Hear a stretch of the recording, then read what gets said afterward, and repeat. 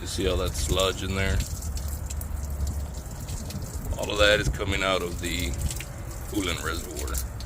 That's oil mixed in with antifreeze.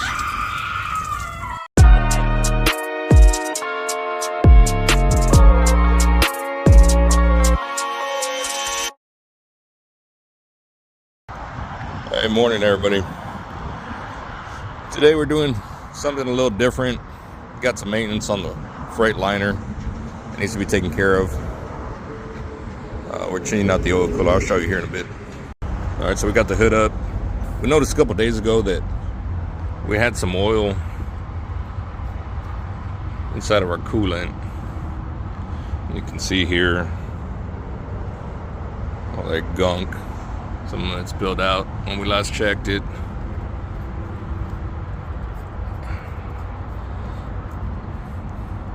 And that's because either the oil cooler or the O-rings for the inlet and outlet of the oil cooler have gone bad, which is behind all of these components, behind the water pump. This entire module here thing has to come out, along with the intake. I got to replace some of the filters and whatnot, do an oil change and flush out the antifreeze. You see all that sludge in there? All of that is coming out of the coolant reservoir. That's oil mixed in with antifreeze. Alright y'all, I try to drain some of that gunk from the coolant reservoir. I gotta clean up this stuff before I start. Let's give you guys an idea. This has to come off. I know I mentioned a couple things, a couple electrical components, some hoses. I'm gonna start taking everything apart. Alright, and this is with the oil cooler module off. You see all this gunk, all the mess that it's made. You'll have to take off these lines over here. You got a hose that connects into the module. You got to disconnect. I'll show you the parts here in a bit. On power steering, all I did was loosen it up, get access to some of the bolts behind it. But yeah, we're gonna clean this up. I'm gonna get the new parts in the morning, and hopefully finish this up in a couple more hours. Over here you can see the parts that I pulled out. You can see that gunk still in some of the coolant hoses. This is from the reservoir to the thermostat. This is an intake hose that bolts into that piece there with your throttle body. This is another coolant hose that has that gunk inside of it. I'm gonna clean all this stuff up before I put all that back. Some brackets. Got a hose that goes on top of the intake also as well. Then a piece of the water pump too.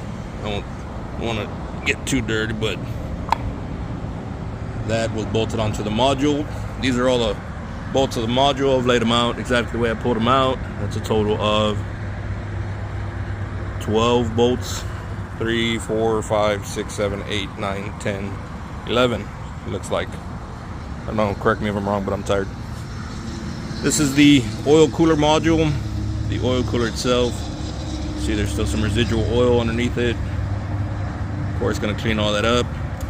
This comes out with a couple of inverted Torx bolts. You got 1, 2, 3, 4, 5, 6, and it looks like 7. I do believe those are torqued down to spec. I'll get the sockets because I don't have those specific sockets, or at least that size, and the torque specs for it. Along with the seals, we're going to replace the cooler itself, a couple of gaskets, gasket around the water pump, the coolant filter, a couple other things.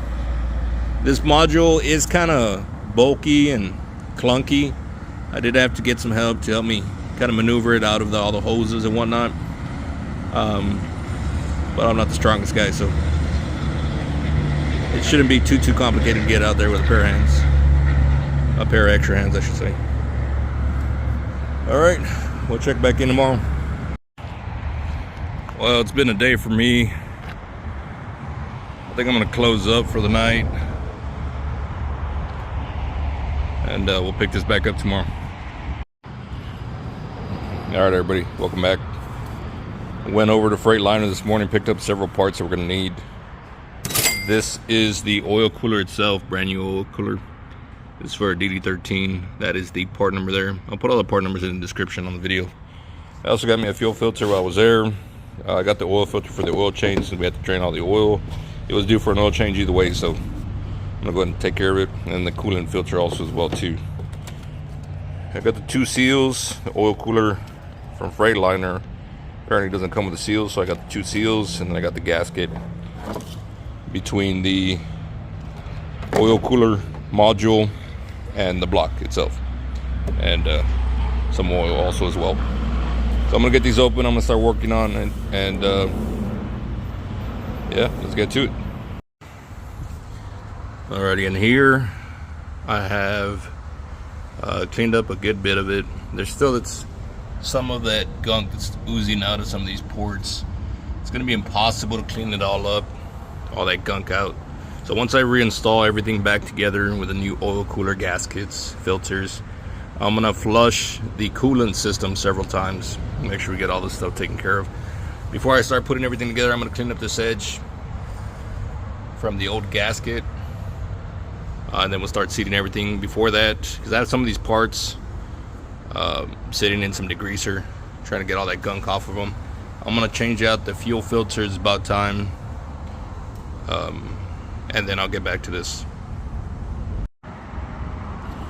Alright, I got most of the gunk out of the oil cooler module. You can see there's still some residual on some of the cracks. I gotta clean up some of this gasket a little better, or the edge for the gasket. But I want to show you all what you're gonna run into. These tend to be the culprit a good chunk of the time. So I have the new ones here. You see they're round, flexible. These are the old ones that I came out. These are already flat and don't bend as much. They tend to give out over time. On this particular truck, we have close to 1 million miles on it, and to the best of my knowledge, this has never been done. So for sure, it's time to change them. And I got the new oil cooler sitting in there. I'm gonna go ahead and bolt it up, and I'll show you what that looks like. All right, now we have all of the parts we took off back together, minus the coolant level sensor. I have the intake duct, the intake itself, some of the piping, everything bolted up. The oil cooler bolted back up also as well too. I just got to put the band back on it,